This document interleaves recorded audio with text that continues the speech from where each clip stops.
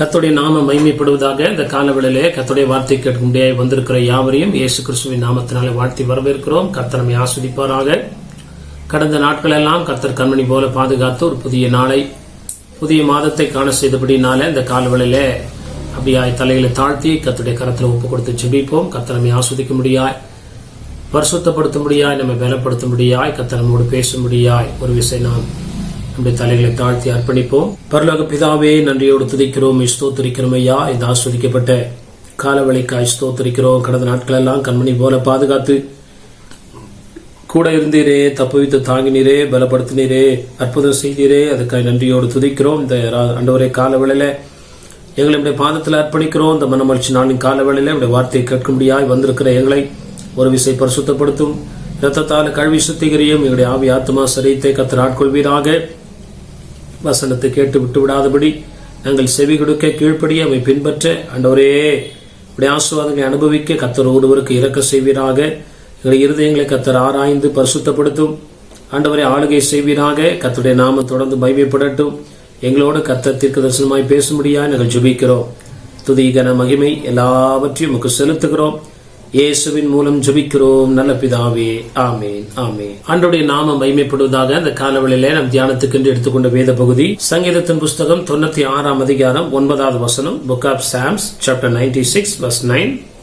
பரிசுத்த அலங்காரத்துடனே கர்த்தரை தொழுது கொள்ளுங்கள், பூலோகத்தாரே நீங்கள் யாவரும் அவருக்கு முன்பாக நடுங்குங்கள். ஆண்டவருடைய நாமம் மகிமைப்படுவதாக. இந்த வருஷத்துல, இந்த மாதத்துல, இந்த நாள்ல கர்த்தர் தருகிற ஒரு புதிய வார்த்தை, பரிசுத்த அலங்காரத்துடனே கர்த்தரை தொழுது கொள்ளுங்கள், பூலோகத்தாரே நீங்கள் யாவரும் அவருக்கு முன்பாக என்ன பண்ணுங்க, நடுங்குங்கள். கர்த்தருடைய நாமம் மகிமைப்படுவதாக. அவருக்கு பயப்படுங்கள், அவரை தொழுது கொள்ளுங்கள். கர்த்தருடைய நாமம் மகிமைப்படுவதாக. தொழுது கொள்கிற நாம யாவரும் தேவனுக்கு பயந்து அவருடைய வழியில நடக்கும்போது நாம் பரிசுத்த அலங்காரத்தோடு அவரை பின்பற்ற கர்த்தர் நமக்கு உதவி செய்கிறார். ஆண்டவருடைய நாமம் மகிமைப்படுவதாக. அவருக்கு முன்பாக நடுங்குங்கள். கர்த்தருக்கு பயப்படுகிற பயம் என்றால் என்ன? தீமையை விட்டு விலகி ஆண்டவருடைய காரியங்களை நாம் சார்ந்திருக்கும் போது, தேவனுக்கு விருப்பமான காரியங்களை செய்யும் போது ஆண்டவரை பரிசுத்த அலங்காரத்தோடு நாம் ஆராதிக்க தேவன் நமக்கு உதவி செய்கிறார். பரிசுத்த அலங்காரம் என்பது வேற ஒன்றுமில்லை, தேவனுக்கு பயந்து பொல்லாப்பை விட்டு விலகி ஆண்டவரை பின்பற்றுகிற ஒரு வாழ்க்கை. நம்முடைய வாழ்க்கையில ஆண்டவர் விரும்புகிற ஒரு பரிசுத்தவான்களாய் தொடர்ந்து நிலை நிற்க கர்த்தர் உதவி செய்கிறது. ஆண்டவருடைய நாமம் மகிமைப்படுவதாக. இன்னைக்கு நிறைய பேர் ஆண்டவரை தொழுது கொள்கிறாங்க.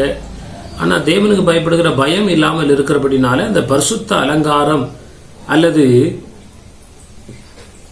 தேவனுக்கு விருப்பமான ஆராதனை நம்மளால இன்னும் முழுமையாய் செய்ய முடியாமல் போகிறது. அதனால் வருகிற ஆசீர்வாதங்களை நம்மளால சுதந்திரிக்க முடியாமல் அவருடைய விடுதலையும் அற்புதங்களையும் அதிசயங்களையும் நன்மைகளையும் அப்படியாய் நம்முடைய வாழ்க்கையில நாம் இழக்குகிறதாய் காணப்படுகிறது.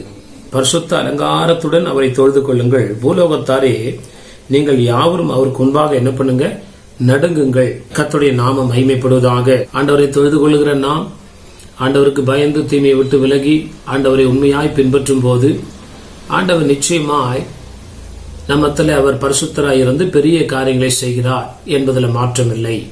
ஆண்டவருடைய நாமம் மகிமைப்படுவதாக.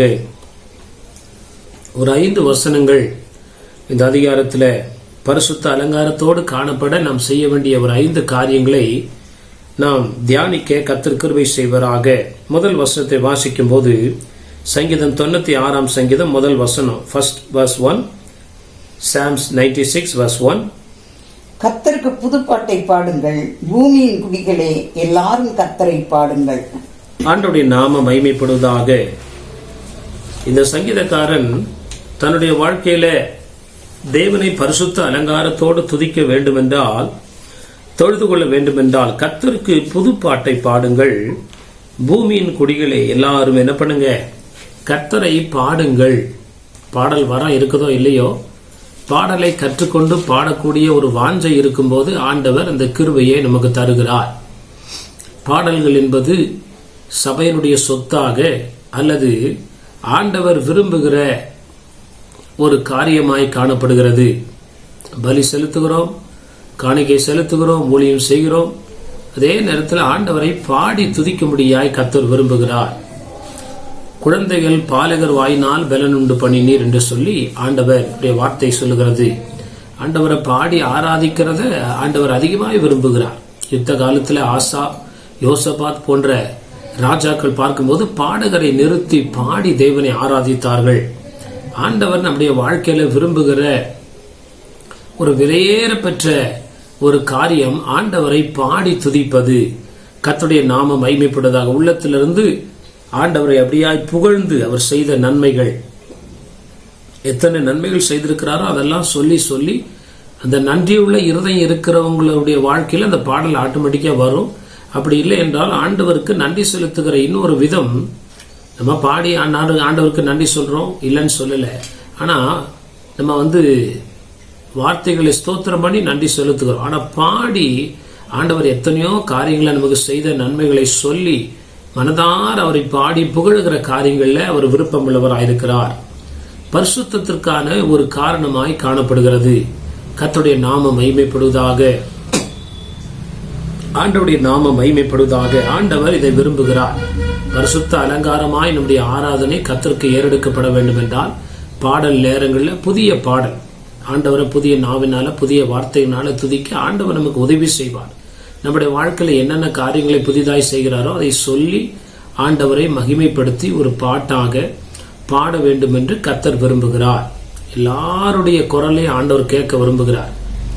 அந்த குரல்ல ராகம் இருக்குதோ, ரெண்டாவது அந்த குரல்ல ஒரு வாஞ்சையும் அர்ப்பணிப்பும் ஆண்டவருக்கு உரிய ஒரு நன்றிகளை செலுத்துகிற ஒரு கீதங்களாய் காணப்பட வேண்டும் என்று கர்த்தர் விரும்புகிறார். ஒரு வசனத்தை வாசிக்கும் போது எபேசியர் புஸ்தகம் 5ஆம் அதிகாரம் 19ஆம் வசனத்தில் பவுல் விதமாய் சொல்லுகிறார்.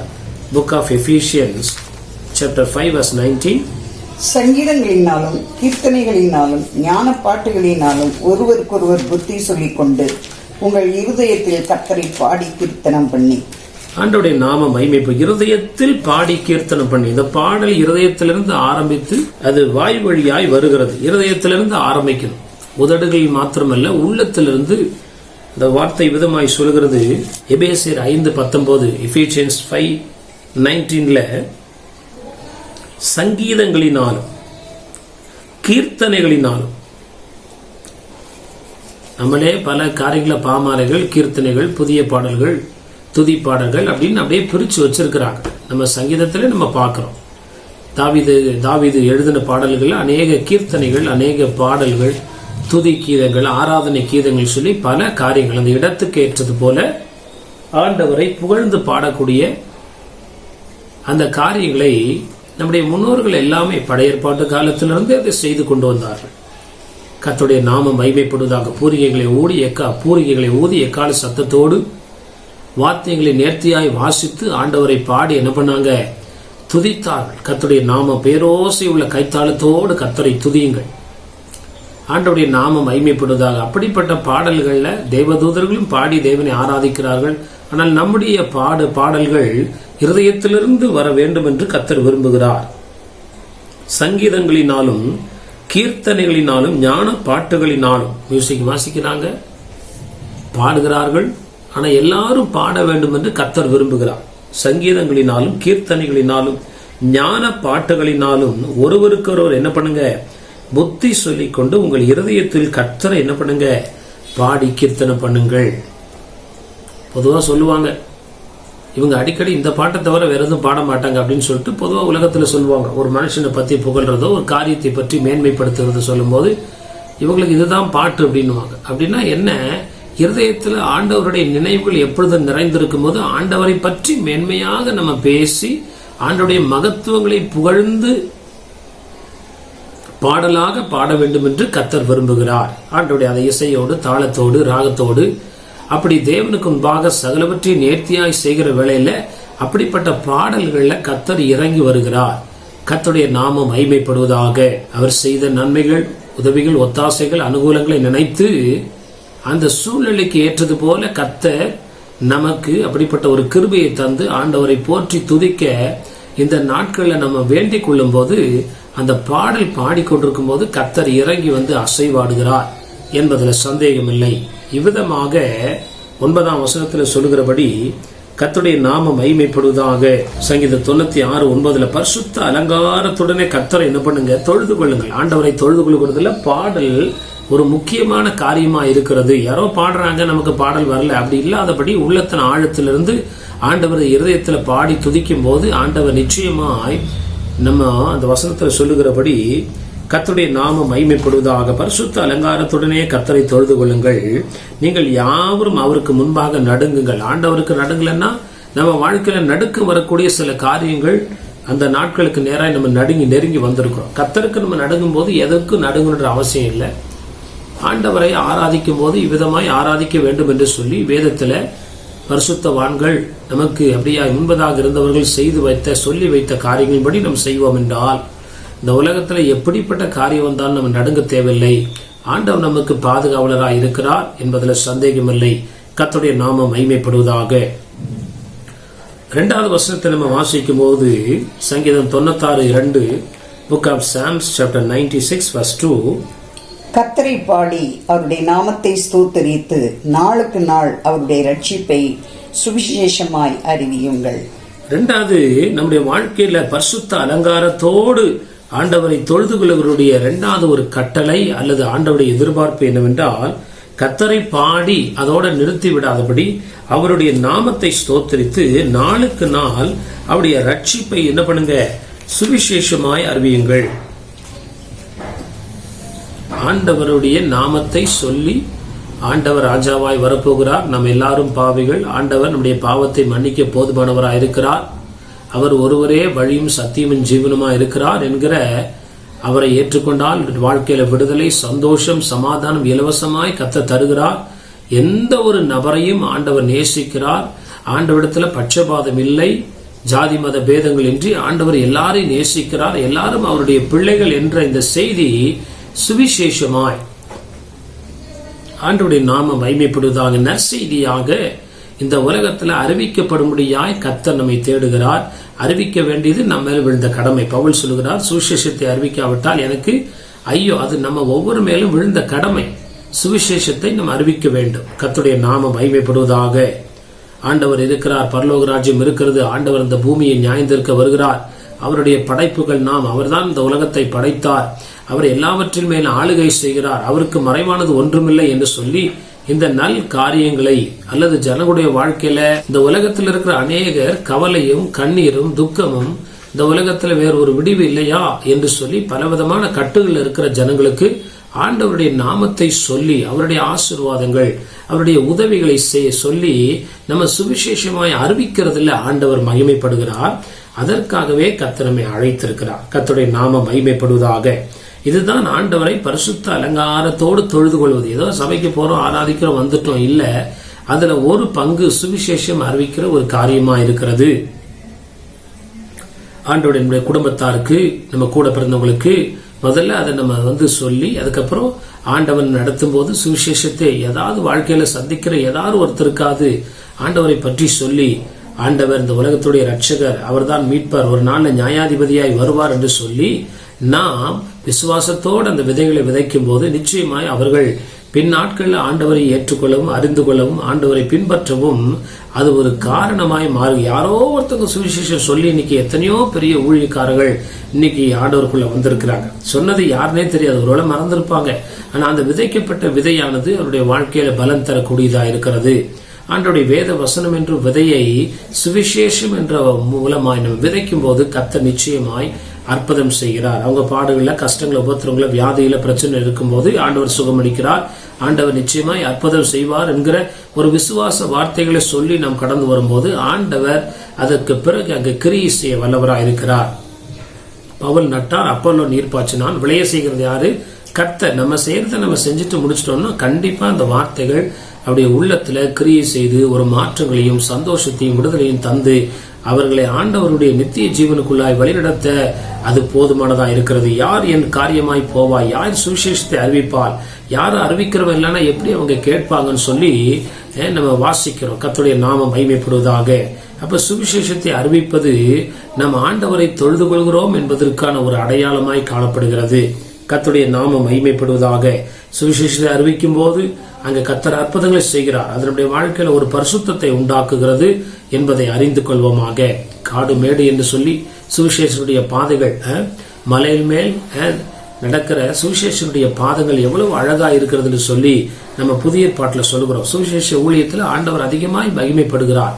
கர்த்தருடைய ஆத்துமாக்களை ஆதாயம் பண்ணுகிறவன் ஞானம் உள்ளவன் சொல்லி வசனம் சொல்கிறபடி இந்த நாட்களில் நம்ம அப்படி செய்யும் போது நம்முடைய வாழ்க்கையில ஆண்டவர் நம்ம யார்கிட்ட சொல்றோமோ அவங்க வாழ்க்கையில மாத்திரம் அல்ல, சொல்லுகிற நம்முடைய வாழ்க்கையிலும் ஆண்டவர் அற்புதங்களை செய்கிறார் என்பதில் சந்தேகம் இல்லை. கர்த்தருடைய நாமம் மகிமைப்படுவதாக. மார்க் எழுதின சுவிசேஷம் 16ஆம் அதிகாரம் 15ஆம் வசனத்தில் ஆண்டவர் சீஷரை பார்த்து சொல்லுகிறார். மார்க் 16ஆம் அதிகாரம் 15ஆம் வசனம், book of Mark chapter 16 verse 15. பின்பு அவர் அவர்களை நோக்கி, நீங்கள் உலகமெங்கும் போய் சர்வ சிருஷ்டிக்கும் சுவிசேஷத்தை பிரசங்கியுங்கள். ஆண்டவருடைய நாம மகிமைப்படுவதாக. முதலாவது நம்ம வீட்டுக்குள்ள, அதுக்கப்புறம் நம்ம இனஜன பந்துக்கள் மத்தியில, அதுக்கப்புறம் அப்படியே கொஞ்சம் கொஞ்சமா அந்த சுவிசேஷம் நின்று விடக்கூடாது என்பதற்காக ஆண்டவர் சொல்லுகிற ஒரு கட்டளை என்னவென்றால், கர்த்தருடைய நாம பின்பு அவர் அவர்களை நோக்கி, நீங்கள் உலகமெங்கும் போய் சர்வ சிருஷ்டிக்கும் சுவிசேஷத்தை என்ன பண்ணீங்க, எப்படியாவது பணம் நேரம் விரயம் எல்லாத்தையும் நம்ம செலவு பண்ணி எப்படியாவது சுவிசேஷம் அறிவிக்கப்படாத இடங்கள்ல அறிவிக்கப்பட வேண்டும். சிலவங்க போறதுக்கு பயப்படுவாங்க. அதுக்குரிய பணத்தை நான் தர்றேன், அதுக்குரிய காரியங்கள் நான் உதவி செய்யறேன், நல்லது இல்லைன்னு சொல்லல. ஆனா நம்ம குடும்பத்தாருக்கு நம்ம சுவிசேஷம் அறிவிக்கிறோம். நம்ம இனஜன பந்துக்கள், நண்பர்கள், நம்முடைய உறவினர்கள், ஆண்டவர் நம்மோடு நெருங்கி இருக்கிறவர்களுக்கு எப்படியாவது சுவிசேஷத்தை நம்ம அறிவிக்கிறவர்களாய் காணப்பட வேண்டும் கர்த்தர் விரும்புகிறார். இதெல்லாம் தாண்டி அதுக்கப்புறம் அவர் சொல்றாரு உலகமெங்கும். அப்படின்னா என்ன அர்த்தம்னா, சுவிசேஷம் எப்படியாவது எல்லா இடத்துக்கும் செல்ல வேண்டும். அதற்கு நாம் தகுதி உள்ளவர்களாய், ஆயத்தம் உள்ளவர்களாய் காணப்பட வேண்டும். சுவிசேஷத்திற்காக நம்ம ரெடியா நிக்கிறோம். ஊழியங்களுக்காக நம்ம ரெடியா இருந்து வேலைகள் எல்லா பொறுப்புகளையும் நம்ம அப்படியாய் ஒரு பக்கம் ஒதுக்கி வைத்து விட்டு வருகிற வேளையில கர்த்தர் நிச்சயமாய் நம்மை ஆசீர்வதிப்பார் என்பதில் சந்தேகம் இல்லை. கர்த்தருடைய நாமம் மகிமைப்படுவதாக. இதுதான் பரிசுத்த அலங்காரத்தோடு கர்த்தரை தொழுதுகிறவர்கள் இந்த ஊழியங்களை செய்ய கர்த்தர் நமக்கு கிருபை செய்கிறார். ஆண்டவருடைய நாமம் மகிமைப்படுவதாக. 96ஆம் சங்கீதத்துல 3ஆம் வசனத்துல ஒரு காரியத்தை ஆண்டவர் எதிர்பார்க்கிறார். Book of Psalms chapter 96 verse 3. ஜாதிகளுக்குள் அவருடைய மகிமையையும் சகல ஜனங்களுக்குள்ளும் அவருடைய அதிசயங்களையும் விவரித்து சொல்லுங்கள். ஆண்டவருடைய முதலாவது ரட்சிப்பை சொல்லுங்கள், அதுக்கப்புறம் சாட்சி சொல்லுங்கள். கர்த்தருடைய நாமம் மகிமைப்படுவதாக. ஃபர்ஸ்ட் அனுபவியுங்கள், அதுக்கப்புறம் அறிவியுங்கள். ஆண்டவருடைய நாமம் ஜாதிகளுக்குள் அவருடைய மகிமையும் சகல ஜனங்களுக்குள்ளும் அவருடைய அதிசயங்களை என்ன பண்ணுங்க, விவரித்து சொல்லுங்க. நம்ம வாழ்க்கையில அதிசயம் நடக்கும். அப்படி நடக்கும் போது அதை விவரித்து சொல்லணும். நம்மோட என்ன பண்ணக்கூடாது, இந்த நாள் சுவிசேஷத்தை அறிவிக்கிற நாள், இதுல நம்ம அமைதலா இருக்கக்கூடாதுன்னு சொல்லி ஒரு 4 குஷ்டரோகிகள் என்ன பண்றாங்க, அதை போய் ஒரு நற்காரியங்களை சுவிசேஷமா அறிவிக்கிறார்கள். அப்ப ஆண்டவர் 3வது நம்முடைய வாழ்க்கையில செய்த அற்புதங்களை நம்ம சாட்சியாய் அறிவிக்க வேண்டும் என்று கர்த்தர் விரும்புகிறார். முதல்ல இனஜன பந்துக்கள் மத்தியில அப்படியே கொஞ்சம் கொஞ்சமா கர்த்தர் நம்மளை என்ன பண்ணுவார், பயன்படுத்தும் போது தெருக்கள்ல, பொது இடங்கள்ல, சபைகள்ல, கூட்டங்கள்ல ஆண்டவர் செய்த நன்மைகளை சொல்லும் போது அது அநேகருடைய விசுவாசத்துக்கும் ஆண்டவரை அவர்கள் அறிந்து கொள்வதற்கும் சேர்வதற்கும் பற்றி கொள்வதற்கும் அது ஏதுவாய் காணப்படும். நமக்கு ஆண்டவர் செய்த நன்மைகளை நம்ம என்ன பண்ணக்கூடாது, அமைதியா விட்டுறக்கூடாது. எத்தனையோ அற்புதங்களை கர்த்தர் செய்திருக்கிறார். Expect great things from God. ஆண்டவரிடத்திலிருந்து பெரிய காரியங்களை எதிர்பார்க்க ஆண்டவர் நிச்சயம் செய்யும் போது ஆண்டவரை என்ன பண்ணணும், மகிமைப்படுத்த ஒரு நாள் நம்ம தவறக்கூடாது. சாட்சியாய் அறிவிக்கணும். ஆண்டவருடைய நாம போற இடங்கள்ல நம்ம சாட்சி சொல்லணும். சில பேர் ஞாயிற்றுக்கிழமை ஒரு சபையில இருக்க மாட்டாங்க, சாட்சி சொல்றேன்னு கிளம்பிடுவாங்க. அப்படி கிடையாது. நமக்கு அறிமுகமானவர்கள், நம்மளோடு வருகிற ஜனங்கள் எப்படியாவது நம்ம வாழ்க்கையில நடந்த ஒரு சம்பவத்தை அடிப்படையா சொல்லும் போது நிச்சயம் அவங்க கேட்பாங்க. எங்கேயோ ஒரு இடத்துல நடந்ததுன்றதோட என் வாழ்க்கையில கர்த்தர் அதை செய்தார் சொல்லுகிற போது அவர்களுக்குள்ள கர்த்தர் கிரியை செய்ய ஆரம்பிப்பார் என்பதில் சந்தேகம் இல்லை.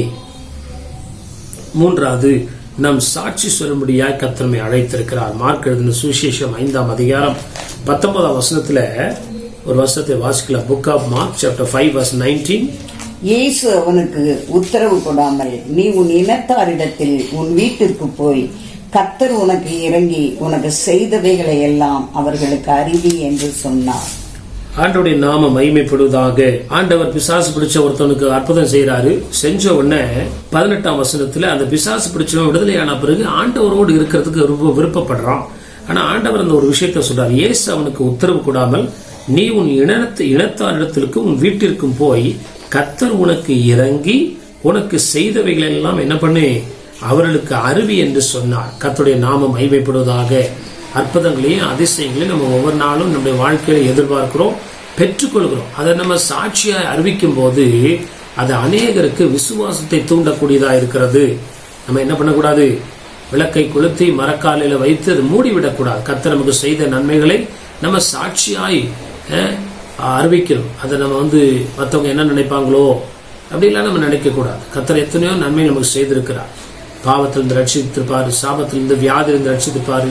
இப்படி நம்ம சொன்னா மற்றவங்க என்ன நினைப்பாங்க அப்படின்லாம் நம்ம யோசிக்காதபடி, கர்த்தர் சொல்லும் போது சாட்சியாய் சொல்வியா அப்படின்னு சொல்லி ஆண்டவர் கேட்கும் போது நம்ம தாழ்ந்து, ஆண்டவரே நீ செய்த காரியங்களை சாட்சியாய் அறிவிப்பேன்னு சொல்லுகிற போது ஆண்டவர் அதில் மகிமைப்படுகிறார்.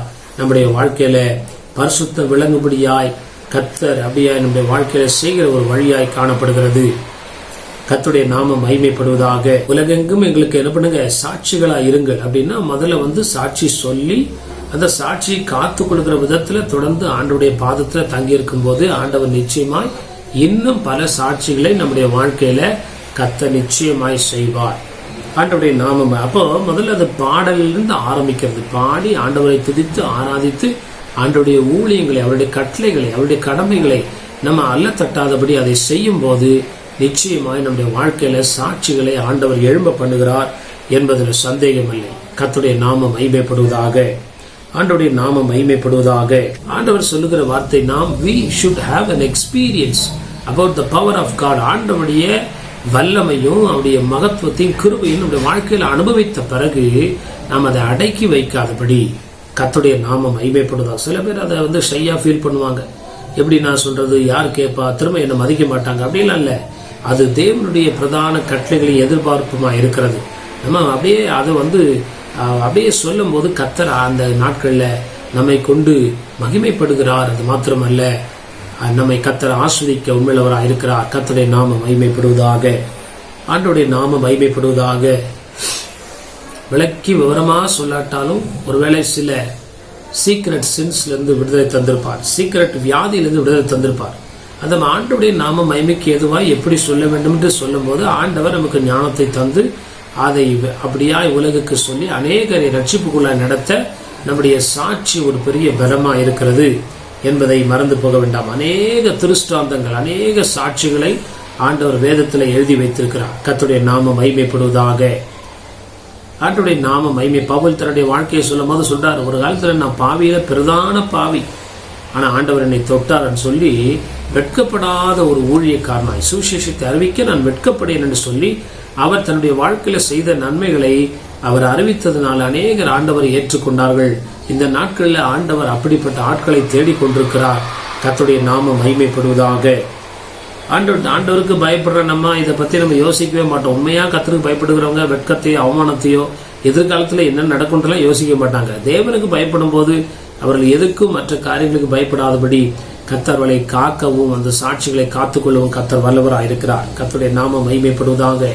4வது வசனத்தை நம்ம வாசிக்கும் போது சங்கீதம் 96:4, Psalms 96:4, கர்த்தர் பெரியவரும் மிகவும் ஸ்தோத்திரிக்கப்படத்தக்கவருமாய் இருக்கிறார். எல்லா தேவர்களிலும் பயப்படத்தக்கவர் அவரே. கர்த்தர் பெரியவரும் மிகவும் ஸ்தோத்திரிக்கப்படத்தக்கவருமாய் இருக்கிறார். முதல்ல நம்ம பாடல் மூலமாய் நம்முடைய வரங்கள், நம்முடைய தாழ்ந்துகள், கிருபைகள் மூலமாய் ஆண்டவரை என்ன பண்ணுகிறோம், உயர்த்துகிறோம். அவர் செய்த நன்மைகளை சொல்லி பாடி துதிக்கிறோம். இங்க கர்த்தர் பெரியவரும் எப்படி ஸ்தோத்திரிக்கப்படத்தக்கவருமா இருக்கிறார்னா அவருக்கு நிறைய ஸ்தோத்திரங்கள் தேவை. கர்த்தருடைய நாமம் மகிமைப்படுவதாக, ஆண்டவருடைய நாமம் மகிமைப்படுவதாக. அதனாலதான் இந்த 1000 ஸ்தோத்திர பலி, 2000 ஸ்தோத்திர பலி நிறைய புக்கு அவங்க எழுதின காரணம் என்ன, ஆண்டவரை நிறைய ஸ்தோத்திரம் பண்ணணும், நல்லா துதிக்கணும். அவருடைய மேன்மைகளை, அவருடைய மகத்துவங்களை, அவருடைய வல்லமையை என்ன பண்ணணும், அப்படியாய் சொல்லி கர்த்தரை துதிக்கிறவர்களாய் காணப்பட வேண்டும். ஆண்டவருடைய நாமம் முதலாவது அவர் செய்த நன்மைகளை நன்றி சொல்லி துதிக்கிற ஒரு அனுபவம், பாடலின் அனுபவம். இங்க ஸ்தோத்திரிக்கப்படத்தக்கவராக இருக்கிறார். God have to be praised. ஆண்டவர் உயர்த்தப்பட வேண்டியவர், ஆராதிக்கப்பட வேண்டிய. அவர் எல்லா கணத்துக்கும் மேற்பட்டவராய் காணப்பட வேண்டும். ஆண்டவருடைய நாம மகிமைப்படுவதாக. இந்த வசனம் விதமாய் சொல்லுகிறது, கர்த்தர் பெரியவர். அப்ப அவருடைய மகிமை, அவருடைய மேன்மை, அவருடைய the majesty and his glory எல்லாவற்றையும் நம்ம சொல்லி சொல்லி சொல்லி ஆண்டவரை உயர்த்த கர்த்தர் நமக்கு கிருபை தர வல்லவராயிருக்கிறார். ஆண்டவருடைய நாம மகிமைப்படுவதாக. அவருடைய மகத்துவங்கள் ஆராய்ந்து முடியாது. சந்திரனை உண்டாக்கினார், சூரியனை உண்டாக்கினார், அண்ட சராசரங்களை உண்டாக்கினார், இன்னும் ஆளுகை செய்கிறார். கடலும் காற்றும் அவருக்கு கீழ்ப்படுகிறது. யோனாவிலும் பெரியவர், சாலமோனிலும் பெரியவர் அப்படின்னு சொல்லி ஆண்டவரை புகழக்கூடிய, ஸ்தோத்திரிக்கக்கூடிய பெரிய நாமங்கள் வேதத்தில் நிறைய காணப்படுகிறது. அப்படி சொல்லும் போது என்ன நடக்குது, நம்ம வாழ்க்கையிலையும் அப்படிப்பட்ட பெரிய காரியங்களை விட கர்த்தர் மேலானவர் சொல்லும் போது நம்முடைய வாழ்க்கையில நம்மை அழிக்க அல்லது நமக்கு விரோதமாய் வருகிற எந்த காரியங்களிலிருந்தும் நாம் விடுவிக்கப்படுகிறோம், பாதுகாக்கப்படுகிறோம். கர்த்தர் நிச்சயமாய் செய்ய வல்லவராயிருக்கிறார். மனுஷனை பார்க்கலும் கர்த்தர் பெரியவர், பிரபுக்களை பார்க்கலும் கர்த்தர் யாரா பெரியவர். கர்த்தருடைய நாமம் மகிமைப்படுவதாக. அப்படி சொல்லும் போது இந்த உலகத்தில் இருக்கிற எந்த ஒரு வல்லமையும் நம்மை அழித்து போகாதபடி கர்த்தர் நம்மை பாதுகாக்க வல்லவராயிருக்கிறார். சமுத்திரத்தின் அலைகளை அதட்டுகிறவர். அவர் ஒரு வார்த்தை சொன்னா அது அப்படியே நடக்கும். கர்த்தருடைய நாமம் அப்படியே கடல் மேல நடக்கிற தேவன், அலைகளை அடங்க பண்ணுகிற தேவன், சமுத்திரத்தை பிளக்கிற தேவன், யோர்தானை பின்னிட்டு திரும்ப பண்ணுகிற தேவன். இப்படி சொல்லி அதான் சொல்லுகிற வசனத்துல கர்த்தர் எப்படிப்பட்டவரா, பெரியவர். இந்த உலகத்துல பெரிசு அப்படின்னா கர்த்தர் மட்டும்தான், வேற ஒண்ணும் கிடையாது. the biggest thing, the great thing, the marvelous அப்படின்னு சொன்னாலே அது ஆண்டவர் மட்டும்தான். ஆனா உலகத்தை என்ன பண்றான், அதை விட்டுட்டு ஆண்டவர் படைச்ச படைப்புகளை பெருசா என்ன பண்றான், மலை பெருசு, கடல் பெருசு, காற்று பெருசு, நெருப்பு பெருசு, பஞ்சபூதங்கள் பெருசு, இப்படி பிசாசை ஏமாற்றி வச்சிருக்கிறான். ஆனா இவை எல்லாவற்றையும் படைத்த நம்முடைய ஆண்டவர் பெரியவராயிருக்கிறார். ஆண்டவருடைய நாமம் மகிமைப்படுவதாக. அவர் பெரியவரும் மிகவும் ஸ்தோத்திரிக்கப்பட்டது. he has to be praised more and more. ஒரு நாளைக்கு 1000 ஸ்தோத்திர பலியெல்லாம் பத்தாது ஆண்டவருக்கு. அவர் செய்த நன்மைகளை நினைச்சு பார்க்கும்போது 1000 ஸ்தோத்திரம் ஒண்ணுமே இல்லை. அப்படி மிகவும் அவரை ஸ்தோத்திரிக்கும் போது நாம் பரிசுத்த அலங்காரத்துல தொடர்ந்து காணப்பட அது நம்மளுடைய வாழ்க்கையில உதவி செய்கிறதா இருக்கிறது. ஆண்டவருடைய நாம மற்றவங்களோட பேசக்கூடாதா அப்படிலாம் இல்லை. ஆனா நம்முடைய நோக்கம் எல்லாம் ஆண்டவரை உயர்த்துகிறதாய் காணப்பட வேண்டும். ஆண்டவரை மாத்திரம் உயர்த்தும், வேற எந்த ஒரு காரியத்தையும் உயர்த்தக்கூடாது. சிலுவை குறித்து அல்லாமல் வேற ஒன்றை குறித்து நான் என்ன பண்ண மாட்டேன், மேன்மை பாராட்ட மாட்டேன் என்று சொல்லி பவுல் சொல்லுகிறார். லாபமானவைகள் எவ்வளோ, எல்லாவற்றையும் நஷ்டம் என்று குப்பையும் என்று விடுகிறேன், சிலுவை எனக்கு மேன்மை என்று சொல்லி கர்த்தரையும் அவருடைய மகிமையை உயர்த்தும் போது இந்த பரிசுத்த அலங்காரத்தில் தொடர்ந்து நிற்க நமக்கு கர்த்தர் உதவி செய்கிறார். துதிக்காம இருக்கக்கூடாது, ஆண்டவரை ஸ்தோத்திரிக்காம இருக்கக்கூடாது. சில பேருக்கு ஸ்தோத்திரமே வரமாட்டேங்குது. ஏன்னா ஆண்டவரை நம்ம அப்படியே உள்ளத்துல ஒப்பு கொடுக்கும் போது ஆண்டவருடைய சாயலை காண முடியும், அவருடைய கையின் கிரிகளை நம்மளால உணர்ந்து கொள்ள முடியும், அவருடைய அற்புதங்களையும் அதிசயங்களையும் தியானித்து பேசுங்கள் சொல்லி வசனத்தில் இருக்குது. கர்த்தருடைய நாமம் மகிமைப்படுவதாக. பிரசங்கம் மட்டும் இல்ல, நம்ம எந்த அளவுக்கு துதிக்கிறோமோ அதுல கர்த்தர் பிரியமா இருக்கிறார். துதிகள் மத்தியில, ஸ்தோத்திரத்தின் மத்தியில ஆண்டவர் வாசம் பண்ணுகிறார். இந்த காரியங்கள் நம்முடைய வாழ்க்கையில பரிசுத்த அலங்காரத்தோடு நாம் இருக்கிறோம் என்பதற்கு அது உதவியா இருக்கிறது, ஒரு அடையாளமா இருக்கிறது. When we want to be a holy people and saints, we have to do such great things every day. சபையில முழு பலத்தோடு கர்த்தரை துதிக்கணும், முழு சத்தத்தோடு கர்த்தரை துதிக்கணும். நம்ம ஒரு பொருட்டு நம்ம நினைக்காதபடி, we are not supposed to think of anything. என்வைரன்மெண்ட்டை பார்க்காதபடி ஆண்டவருடைய பாதத்துல நல்லா துதிச்சு தேவனை உயர்த்தும் போது நாம் பரிசுத்தவான்களாய் கர்த்தர் மாற கர்த்தர் கிருபை செய்கிறார். ஆண்டவருடைய நாமம் மகிமைப்படுவதாக. ஒரு வசனத்தை வாசித்து சங்கீதம் 145:3 Psalms 145:3 கர்த்தர் பெரியவரும் மிகவும் புகழப்படத்தக்கவருமாய் இருக்கிறார், அவருடைய மகத்துவம் ஆராய்ந்து முடியாது. ஆண்டவருடைய நாமம் மகிமைப்படுவதாக.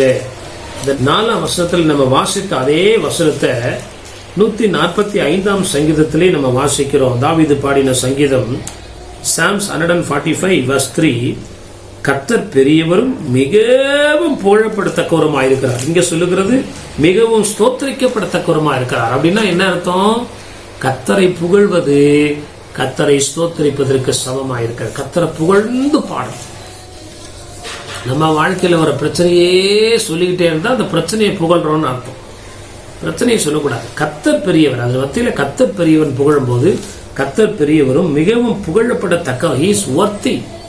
இஸ் ஒர்த்தி, அவர் புகழப்படத்தக்கவர். அவர் ஒருத்தர் தான் புகழ்ச்சிக்கு பாத்திரர்.